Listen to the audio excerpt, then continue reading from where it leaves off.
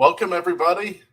Thank you and all you data enthusiasts for joining us during this lunch hour. I'm Fritz Kagi, your Cook County Assessor, and with me is Nicole Jardine, our Director of Data Analytics. And we're here to talk about the Chicago 2021 Reassessment Data Dashboard. In the chat, please let us know which Chicago neighborhood you're from, or if you're from any other neighborhood. Just let us know. We want to know. Put it in the chat.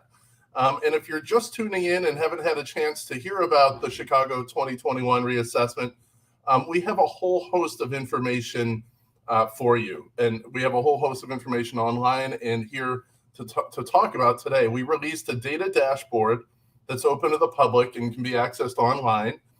You can access it at cookcountyassessor.com/Chicago dashboard. You can see it right here on the screen. And so if you're asking yourself, what does this all mean for me? We've got some information for you. Here's some great news that we have. So first of all, it's really good news for homeowners, neighborhoods, and retail property owners and other small business. And we'll tell you more here with the information that we have. And then Nicole and I will chat and we'll talk with you. This is going to be the best part where we interact and we take your questions. So I think, the most important thing to know, the headlines to take from the Chicago reassessment are that the total assessed value of Chicago grew 31% since its last reassessment. And it grew from about $36 billion in 2018 to $47 billion in 2021. Now, if you break that down, the residential assessed value growth grew 10%, and it was outpaced by the assessed value growth in all the other property classes, which were up 56%. And what that means for everyone out there is that homeowners' share of total assessed value fell. It fell by 9 percentage points, and it will have an effect on property tax bills released in 2022 that will result in probably most residential property tax bills falling. And I think this is quite a reset for the city of Chicago on its property tax base from where we were before. We're looking at 900,000 homes, apartments, grocery stores, and high-rise office buildings. And what this does is this changes everyone's share of the burden from where it was back in 2018. And basically, we have better data, better staff, improved transparency, resulting in a better, more accurate snapshot of where the market values of all properties are, and therefore where our property tax base is.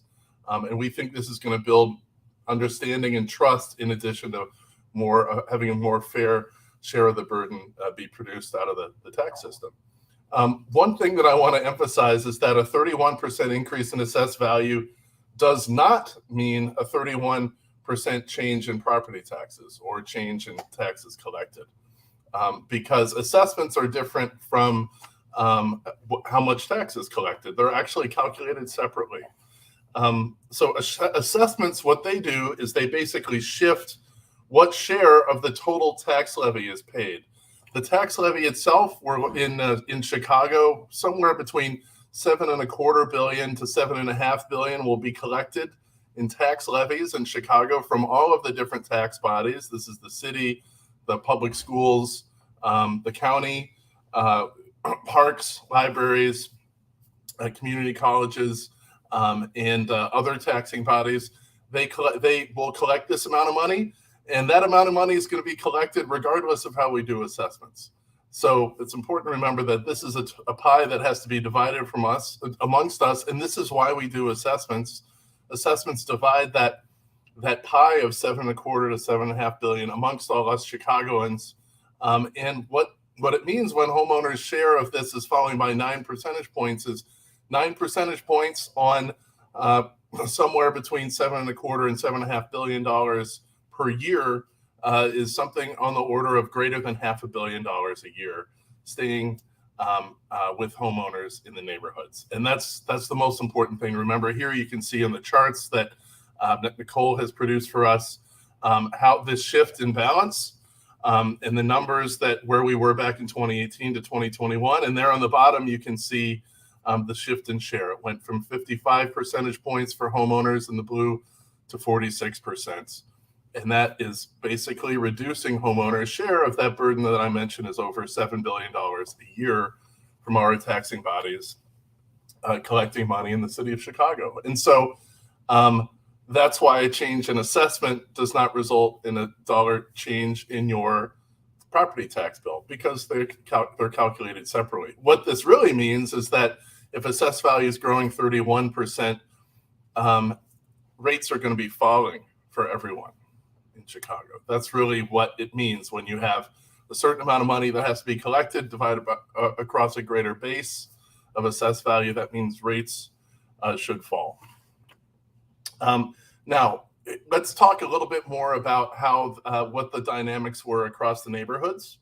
I think most of Chicago's share of assessed value growth was concentrated in a couple places: in the Loop, River North, and in the West Loop. That's where really the more than half of the increase in assessed value share was done in Chicago. So really, we see more share of the burden being taken up largely by commercial properties in these neighborhoods. And this causes a reduction in the property tax share throughout the neighborhoods in the north and south sides of the city. You can see this here on the map. That dark green is really where share of assessed value is rising. And then you can see in most other neighborhoods, not changing significantly, in many neighborhoods falling, their share of the burden falling, which means more money stays in the neighborhoods. In some cases, more than $10 million a year, in some cases more than $50 million a year in some of these neighborhoods, based on that levy that has to be divided up amongst us. And by the way, this is not just homeowners that we're talking about. And when we're looking at neighborhoods here, this is across all different property types. So when you look at some neighborhoods on the south side, if you look at Englewood, for example, you can see its share of the burden is falling in the city, and that includes commercial properties. That includes all different kinds of properties in Englewood. Every kind of commercial property owner and residential property owner in Englewood has a smaller share of the burden as a result of the reassessment, where you see largely the big increase is mostly made up by a couple of the just a couple of the neighborhoods downtown, more than half of the increase. I think on the dashboard that we have, you can view the assessment report for all the different neighborhoods. So we'll be going into that more, and you can play around with it, see what's going on in your neighborhood. We'll be able to talk about this here, and you can see how the dynamics differ across neighborhood. And I think this underlines a very important concept that when we're reassessing the city, we're not taking a broad brush approach to different kinds of property, regardless of what's going on in each neighborhood. We really take a close look at what the dynamics are for each kind of property in each neighborhood, because these markets are different. And this is what we have to remember when we're doing our work, because the dynamics for different kinds of property, whether it be big or small, in a wealthy neighborhood or a modest neighborhood, all these dynamics are different, and we have to take into account each of them because big buildings downtown are not in the same boat as a small retail property in the neighborhoods. They're very different. I think another thing that's important to note is that there will be we're also seeing a decline in appeals. Appeals were down. We saw a decline of about 28% versus where they were in 2018. And we're seeing the biggest reductions in appeals in Hyde Park in the West Chicago townships. And we think this is partly as a result of assessments being more accurate. When people are really mad about inaccurate assessments, appeals will rise. As we're seeing assessments more in line with the market and building more transparency into it, we're starting to see declines. We've seen declines in appeals for the last 3 years. Another thing I wanted to note was that our word is not the final word on the shape of the tax base. So based on what you've seen from our reassessment, assessed values up 31%. And based on that, we should expect tax rates to shrink. When Chicago was last reassessed in 2018, its assessed value grew 16% and its tax rate shrank 6.6 percentage points. So that's what happened back in 2018. But we have to remember there are three other factors that can shrink the tax base from our work that grew it. First of all, remember that assessment reductions made by the Cook County Board of Review, which hasn't completed its work yet for 2021, can reduce the size of the base. They may reduce the increases in values that we saw in big buildings downtown, for example, and that could change the shape of the base. Again, put more burdens back on the neighborhoods and smaller properties in the neighborhoods. Also remember that TIF districts enacted by municipalities freeze growth in the tax base in certain areas. So that has the effect of basically raising rates on everyone else. And we have to remember that TIFs can change these dynamics a little bit, make the rate a little bit higher for everyone else than they otherwise would be. And also we have to remember that homeowners also get exemptions. And those exemptions provide them tax savings. It's for homeowners, seniors, veterans, people with disabilities, and many exemptions automatically renew, but some do not. And we don't know year to year the exact size of the exemption amounts, and that changes the equalized assessed value base as well. What you can all do is go to cookcountyassessor.com to see the Chicago dashboard, to apply for exemptions, and see reassessment reports for all different kinds of homes and commercial properties. We're really just scratching the surface here. I think from here on, Nicole, why don't we just continue the conversation amongst ourselves and show people what we got here. Awesome. Thank you. Thank you, Fritz. And thank you for everyone who has joined us on their lunch break. I'll show you how to get to the Chicago dashboard. First, you'll go to cookcountyassessor.com. And then you can scroll down to the page where it says New Chicago Dashboard and just click on that. When it first opens, it will open with kind of a summary or like a table of contents. You can see the percent change in total assessed value for the city of Chicago in every single neighborhood. And then you can also learn more about different parts and different analyses. Fritz talked about the overall changes in Chicago's AV summary and how the Chicago's total AV increased 31%. And I just want to pause and explain a little bit about the property tax system because I was really confused by it when I first learned about it. I thought the way it worked, which was something like, you buy your home for $100,000, and then when the assessed value goes up, then your tax bill is going to go up too, right? Because there's a tax rate. In California, that's kind of the way it works. You buy your home for $100K. People vote on the tax rate. So the tax rate might be 2%. And then that's what produces your tax bill. In Illinois, it's actually kind of different. In Illinois, it actually starts with a budget. So CPS and the city kind of first decide how much property tax dollars they'll need. And then that gets divvied up throughout the taxing district, like the city of Chicago. So that's why tax bills won't increase 31%, even though Chicago's total AV went up 31%. It's such a confusing system. Let's dive more into the Chicago data. Hi, Nicole. Sorry, guys. I'm going to interrupt you really quickly just because you're on the topic. We have a question that sort of covers exactly what you were explaining, so I thought I would post it here. So this Mr. Roy wants to know, south suburbs like Dalton, Harvey, et cetera, are being taxed out. So maybe you could just explain that, which is kind of what you were covering right now.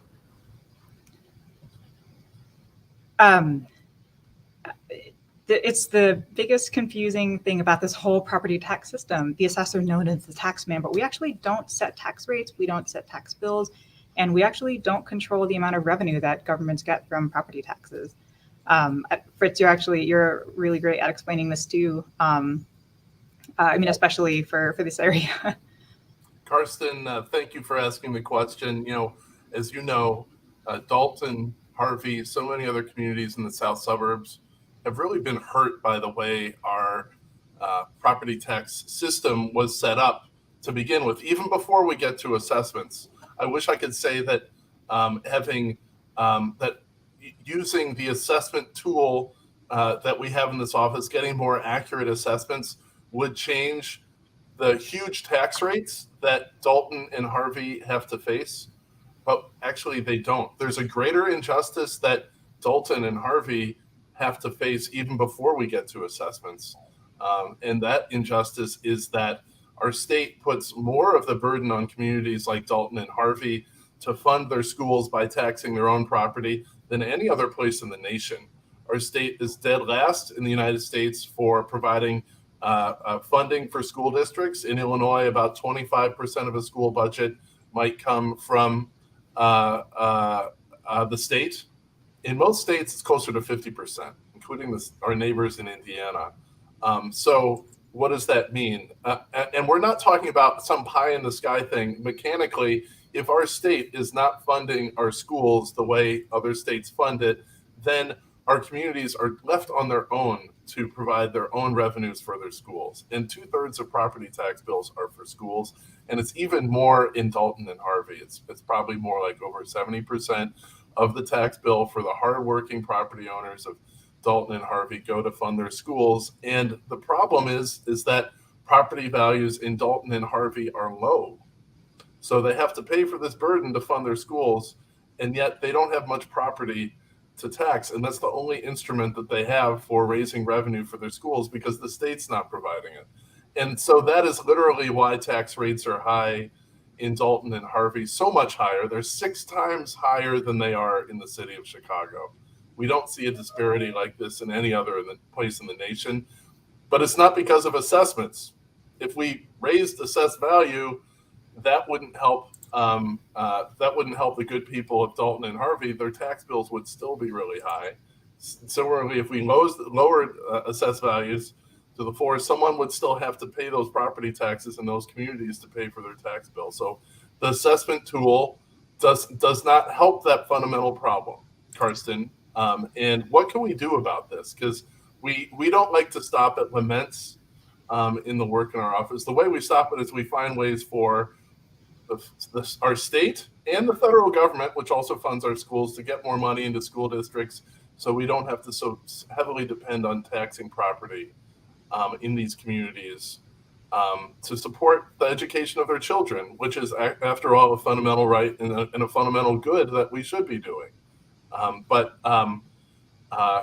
What we can do at the assessor's office is make sure the system isn't even more unfair on top of that fundamental unfairness. So we want to make sure that in communities like Dalton and Harvey, the big properties that are there are assessed fairly. Because if we stack on the additional unfairness of underassessing big properties, it makes it even worse for the homeowners and the small businesses like you, Karsten, who have been suffering so much from this system. So that's what we try to do. We try to make sure that all kinds of property, whether they're big or small, are assessed fairly in line with the market so that everyone is paying their fair share and nothing more of the property tax bills do. So how about we kick it back to Nicole? We can continue talking about the Chicago reassessment and the dashboard. Perfect. Back to Chicago. So we talked about the assessed value summary. And Fritz, I don't know if there's anything else that you pretty much unpacked all of that. So we can dive into a couple of other different presentations for data. And actually, the conversation we just had about the south suburbs is a really good segue to Chicago, because everyone who lives in Chicago is a beneficiary of having this really broad tax base in the city. Because like in our neighbors in the south suburbs, they don't have this broad base of commercial and residential property that causes rates to go down like we do in the city of Chicago. So Chicagoans, in a sense, are very lucky that there's this big base of property, and they're also lucky that there was a big base of property that was underassessed downtown. By making sure that those big properties were assessed in line with the market, rates and share of the burden can fall for everyone else out in the neighborhoods, be they homeowners or small businesses. And that's basically just taking a more accurate picture of where the market is. You can now see the effects of how lower share of the burden might be in each of these different neighborhoods. And that's why we have the dashboard there for everyone. Okay, so I'm kicking it back to you, Nicole. Yeah, I mean, that's exactly right. So where we're seeing the biggest total AV increases are kind of, where you would expect Loop, West Loop areas, Lower West Side. And what that means is, as more of the AV of Chicago's AV has kind of flowing toward that area, so too does that change the tax base. What do you think? Check out neighborhood profiles? Yeah, let's check it All out. We need to Um, take this dashboard for a spin, Nicole. Show them what we got. To mix metaphors.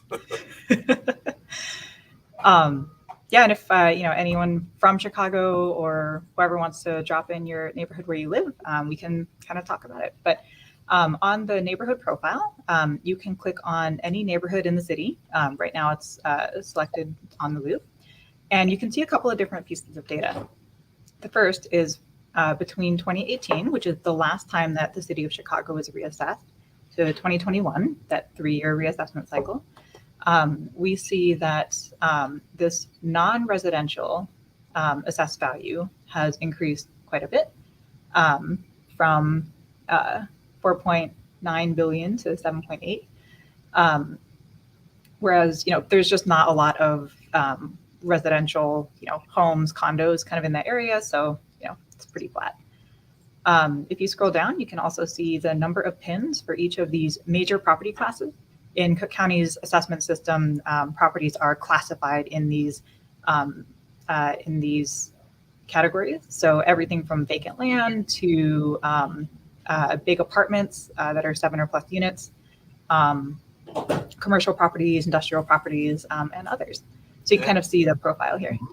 And for Chicagoans, you can also, one of the things that's interesting, in each neighborhood, you can see what the 5 biggest properties are. Yes. And we have these listed down here, and many of you may not know these addresses. We happen to know them at the assessor's office because it's our business to know where all these buildings are. But 233 South Wacker is what used to be known as the Sears Tower and is now the Willis Tower. That is the most valuable building in Chicago, we estimate. And then the second one down is the Aon Tower at 200 East Randolph. The third one is at 130 East Randolph is the Prudential Complex. And fourth is the Chase Tower, where Bank One, the JP Morgan Chase is based. And then 110 North Wacker is 110 North Wacker. That's another office building. But you can get a sense for when you see the yellow line moving at the top of the chart, you can see some of these big 5 properties are an important piece even of that equation. And getting the values right on these big buildings makes a big difference for everyone else. And that's something that's important for all of us to remember, because the properties that we own that where we follow, they don't exist in isolation. All of our, how our property tax base works is we're all interconnected. And so even if you don't really care about these big buildings downtown, how they're assessed really matters for you, because it affects your share of the burden, as it does for all of your neighbors in Chicago too. Exactly. And it's not like there's, it's not like the Sears Tower is just going to affect the property tax bills in the loop. It's literally the entire city because of that interconnectedness. Yeah. And this neighborhood that we're looking at is the one that has the single biggest change in share of all the neighborhoods in Chicago. So if you want to know what's really shifting the property tax base in Chicago, this is the place to start. Yeah. And just so you know, you can also click on one of these properties. And if you want to see the more information about it, including some photos, you can do that. Let's see. Actually, we're really proud to say on our website now, you can see exactly how we valued each of these properties, what went into the valuation of every single building, and how we got there. That's true. On the valuations report, it's pretty cool. People can download spreadsheets that show for every single commercial building in Chicago, shows how we got its assessed value. It was a pretty big effort here. All right, we could, let's see, should we check out another neighborhood profile? Sure. Maybe let's go to, how about we go to South Shore? Yeah. So go a few clicks south. Yeah. So to use this, all you have to do is just click on that neighborhood. Everything else will automatically update. Oh, that's right. Yeah, South Shore is kind of an interesting case. So it looks like residential AV went down a little bit, and commercial AV rose a little bit. So we have this nice little crossover. Mm-hmm. And why could this happen? Because we have to remember that changes in assessments are not only reflecting a change in market dynamics, but they may also reflect a change in the methodology of our office. There were lots of studies showing that neighborhoods like South Shore, in parts of it, may have been overassessed in the past in residential properties, and so that's actually why you see a little bit of a decline in assessed value for residential property in South Shore. There are other complex dynamics going on in a neighborhood, even within a neighborhood like South Shore. Some areas rising, some areas falling in market dynamics. The other thing to note here is see the yellow line on commercial. Commercial assessed value is rising, but not to the same extent that you see in a place like the Loop. And this reflects the fact that South Shore has very different dynamics from the Loop. And it's our job at the assessor's office to make sure we take an accurate snapshot of the markets in South Shore, and not necessarily make the same read across that we have from other neighborhoods of South Shore. We need to take into account all the conditions that are going on in South Shore, because that's how we're doing right for the people who live in South Shore. And South Shore as a whole, so here you can also see the 5 largest properties in South Shore. And then, so you can see that there are a couple different commercial corridors in South Shore, and here you have pictures. And if you wanted to dig deeper, you could see how we came up with the value of each of these buildings. I think this is, when you go through the different neighborhoods, it's interesting to see how the dynamics differ. And you have to remember that this is differing because of changes in markets over the last 3 years, but it's also highlighting neighborhoods that might not have been assessed accurately in the past by the assessor's office. So that's something to remember when we look at the change from neighborhood to neighborhood.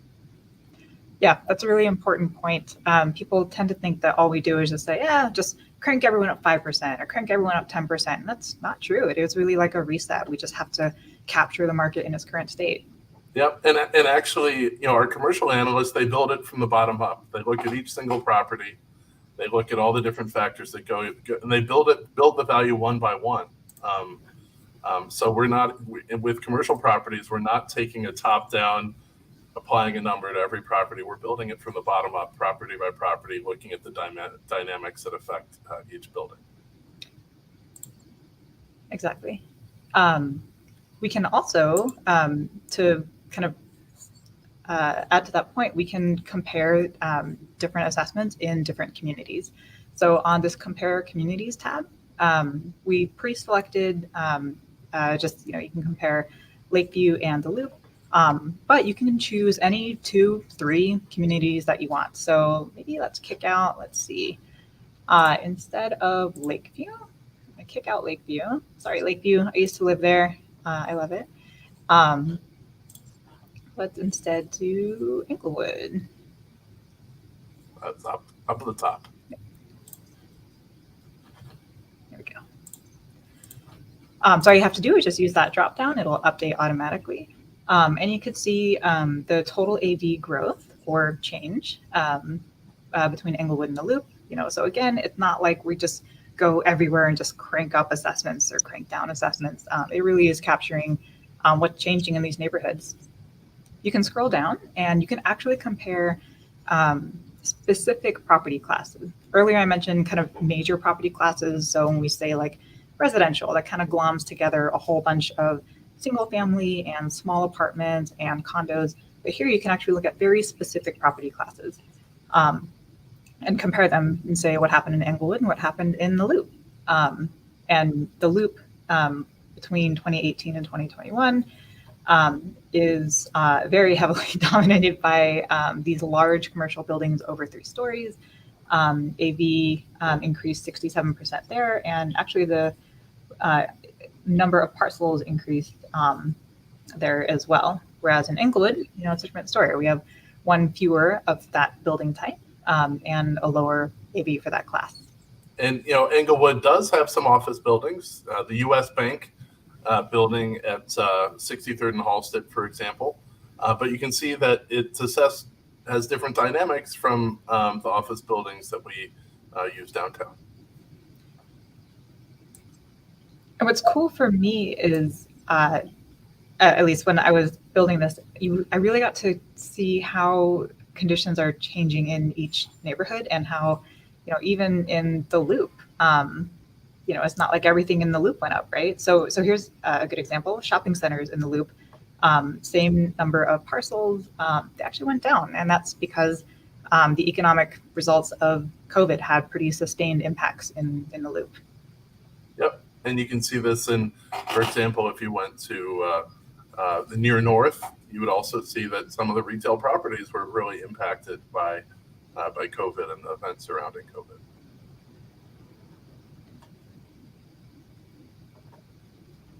We can take a look at how about we try another neighborhood? Yeah. Because sometimes the intuition is not what we expect. Let's look at Lincoln Square, which is a neighborhood that it's a prosperous neighborhood with high housing values. And you might think that, a neighborhood like Lincoln Square is its share of assessed value rising or falling, and what are those dynamics there? And you can see in Lincoln Square that assessed value rose only 20% versus more than 31% in the city. So actually, Lincoln Square, its share of assessed value also falling, just like in many other neighborhoods. And that's even as residential assessed value growing, commercial assessed value growing. It's just that it grew less than overall in the city. And so that can mean that while, again, our intuition might lead us to think that property taxes would go up in a neighborhood like Lincoln Square, actually more money will be staying in the neighborhood. And if you look at Lincoln Square, you're probably looking at more than $10 million a year staying in the neighborhood that used to flow out because they were picking up the tab of property taxes for big buildings downtown, which used to be underassessed. So that illustrates a bunch of important things. Your assessed value can go up, but your share of the burden can go down, and how people in a community like Lincoln Square are interconnected with what's going on downtown. Hello. I would like to request a neighborhood that I just moved to recently. I'm curious about. I just moved to Old Irving Park, and I am a renter. However, I really like the neighborhood around here, so I do want to know a little bit more. Okay. All right. Now we're going to test Nicole here. God. Where's Old Irving Park? Irving Park. Oh, okay. Like, did Irving Park move suddenly? Well, the thing we have to remember is that we have community areas, which are things that were designed by social scientists like 80 years ago. But then there's like the actual neighborhood boundaries that real live breathing people talk about. And Old Irving Park it's an actual neighborhood. It's not a community area as defined here, but Irving Park is going to capture a lot of that. Yep. So data analyst note, these are technically Chicago's community areas, not neighborhoods. So I lived in Boys Town, not, Lakeview, but all right, cool. Here's Irving Park. Okay, so it looks like Irving Park is predominantly residential. So probably more single family homes, some condos, with a little bit of commercial property there. And Irving Park, residential assessed value, it rose to $498 million from $424. So that's probably about average, or maybe a little bit above average for a Chicago neighborhood in terms of residential value increase. We're actually seeing, if we're comparing where the strongest growth is in residential values, besides communities that are experiencing a huge amount of gentrification like Pilsen, like Bronzeville, we also see this in communities that we're not at like the dead center of Chicago, but maybe just a little bit outlying. We can buy nice homes more affordably, and people really flocked to. There's a lot of interest in homes like that over the last 3 years. And it looks like a lot of new multifamily properties are popping up. Kind of more there than I yes than I would have guessed. And Nicole, remind everyone that this table you see here in the middle, That's not values. That's the number of properties. That's like a census of the actual number of different kinds of properties. Yes. Thank you for that reminder. And it looks like in 2018, so at the assessor's office, we also administer property tax incentive and special assessment programs to help incentivize business. And it looks like there's actually one new affordable housing building there than there was in 2018. And then again, you can see the largest properties in this neighborhood, and you can see that this is a healthcare building here. And you can see that there are sometimes the pictures can be out of date. That might be the case with this one. It's interesting to look at what are the properties, which are the biggest ones in each neighborhood, because it just shows the economic diversity of our city. In many neighborhoods, you wouldn't expect to find a senior living facility and some self-storage facilities to be the biggest buildings. But that's why it's kind of neat to see what's going on in each neighborhood and how they're changing. Yeah, there might be some neighborhoods where maybe a home is actually one of the top dollar properties. Yes. Yeah. Thank you for that. So this information is really helpful to not only current homeowners, but prospective homeowners as well, right? I hope so. How about we take a look at another neighborhood that had a huge amount of change? Let's look at the West Loop. Yeah. Good thinking. So this will be, this includes kind of a slightly larger area, but. So, it used to be that this community, the near West Side, which includes Fulton Market, was just a fraction of the value that we see in the Loop. But this neighborhood has really grown and grown over the last 3 years. And it's not just the last 3 years, it's really grown over a decade or more. But just in the last 3 years, we're seeing the near West Side grow to be a pretty significant fraction of where the Loop is in terms of assessed value. Near West Side commercial property value rose from 1.6 billion, roughly 1.7 billion, to 3.1 billion. So that is a significant growth. And if you compare it with the Loop, I believe, was around 7 billion of non-residential AV. So it's almost half of where the Loop is, and that's a significant shift in the center of gravity. The center of gravity is still the Loop, but it's shifting a little bit to the near West Side. And this neighborhood share is some of the buildings in this neighborhood are absorbing more of the property tax base, and that's lowering rates for everyone else in Chicago. That's an important dynamic to remember. I just know that every time I go out there, I see like 3 cranes. It's really developing. Yeah, but you can usually only see it from a moving car because it's hard to park. Yeah. When I go there, I think it's about the hardest place to park that I know of in Chicago. But great public transportation there. When they built the Morgan Green Line station, it really opened up a lot. It's exciting. It means a lot for the West Side overall, including the west suburbs, because the growth in this part of Chicago sort of opens up new vistas of growth for the whole West Side, including the west suburbs, because people can take public transportation there. Awesome. I think that's pretty much the highlights of the dashboard. There are more tabs here that I'm happy to unpack a little bit. Maybe what I'll kind of wrap up on, unless more questions come in, is unpacking this tab about the community share. That really is what it's all about, and it's kind of one of the most confusing things about this system. So we know from the Chicago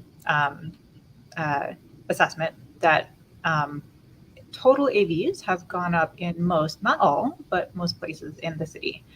But what really matters is not the increase in AV, it's their percent share of Chicago's total AV.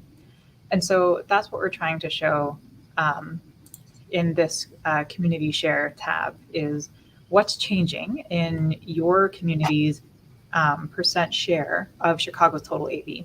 And because the Loop and the West Loop are growing so quickly, it's really outpaced the growth everywhere else.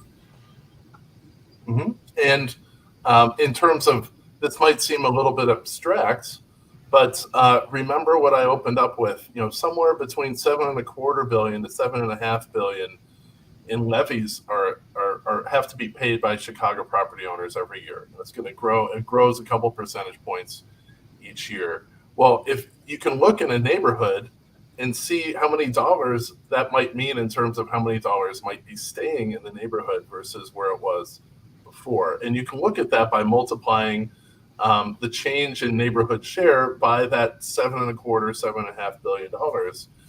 So if a neighborhood had a 0.1 percentage reduction in share, that might sound pretty small, but that actually means that somewhere in the neighborhood of $7 million a year will be staying in that neighborhood, whereas it would have been leaving with the old property tax base. So that's one of the things that I like to think about, just in terms of sort of breaking it down, what these numbers mean for neighborhoods and people. And it actually can mean it's when you break it down even further, when you look at residential in each community versus non-residential, you can see that even more money is staying in the hands of homeowners in different neighborhoods.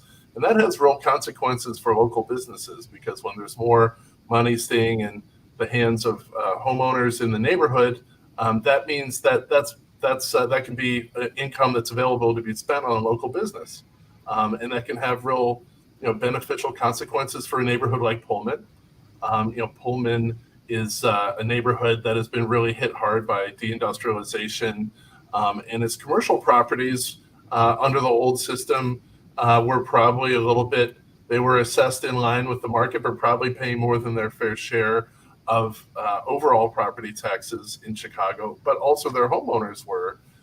So in a place like Pullman, you can really see if more money can stay in the neighborhood with homeowners and with businesses, and give them more of a fair chance to succeed, which is, after all, what we should all be fighting to make sure is happening, that our property tax system is fair for every kind of property owner in every neighborhood, no matter who you are, where you're from, how big or small. And that's why we talk about the market, because the way we measure our work is how our property values, our estimates doing versus the market. That is the key. Ooh, looks like Angelica wants to see a neighborhood profile for Logan Square. Awesome. Okay, yeah, let's look at Logan Square.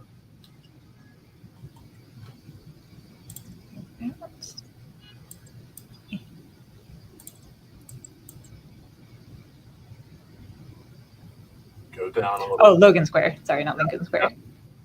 There we are.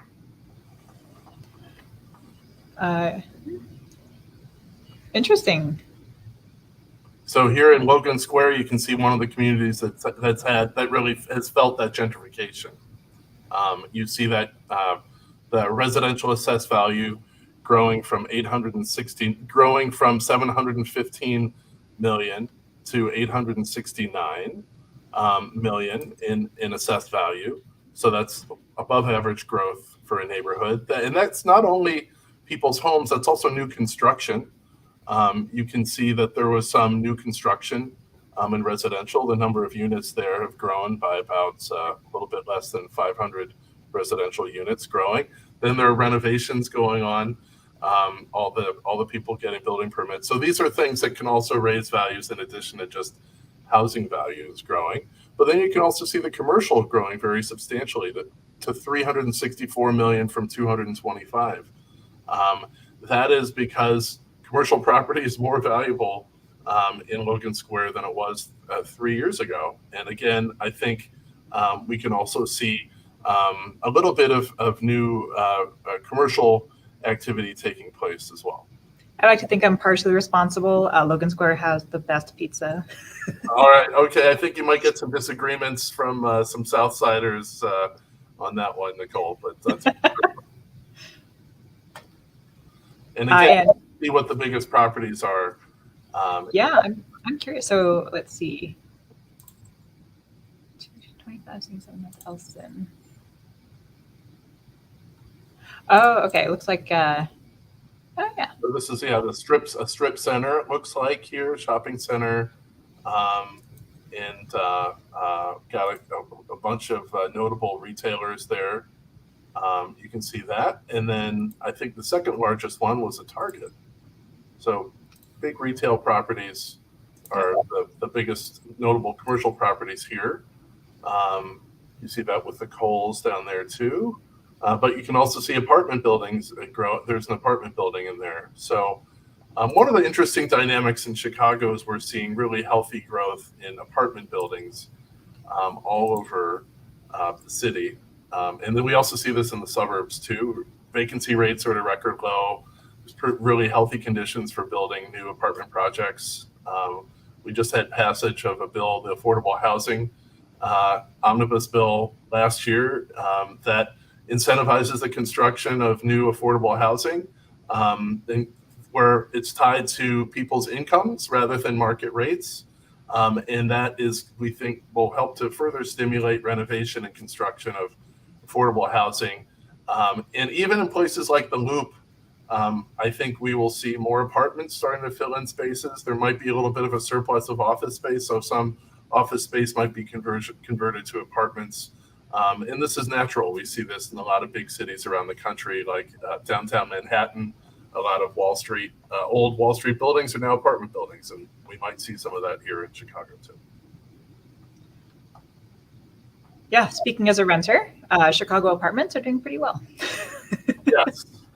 Now, some people, I think, there's a lot of debate about apartments and property taxes. If you've ever gone out there and tried to rent an apartment building, you'll know that landlords charge you whatever the market will bear, regardless of what their taxes are.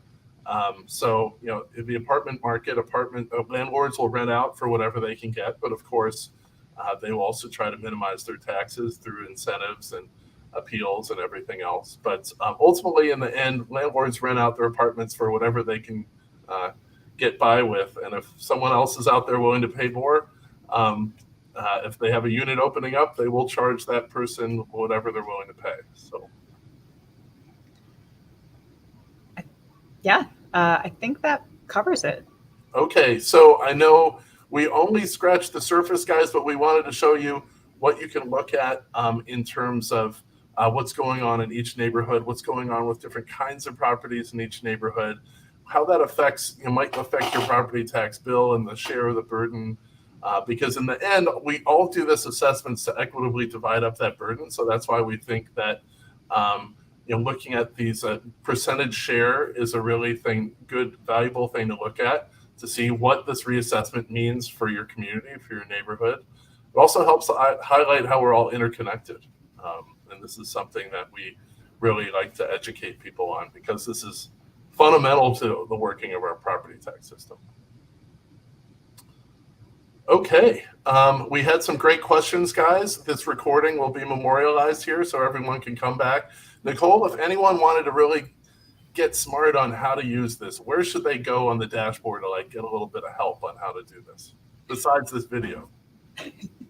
I would say they can start with this tab, and they can shoot us an email at assessor.data@cookcountyil.gov. We'd be happy to be in touch. All right, because we know we have many different kinds of users out there. Some people who just want to sort of dabble a little bit in it, and some people really want to dig in. We're here for every different kind of community. So here you can see, again, how you can find the dashboard, www.cookcountyassessor.com/Chicago dashboard. And we are here to help you, to serve you if you have any questions. Nicole just directed you to where you can reach out to us. And you can also just reach out to us on the website where we also have information for how to get in touch. Thanks so much, everyone. All right. Well, thanks, everybody. Thanks for joining us. And everyone, have a great day.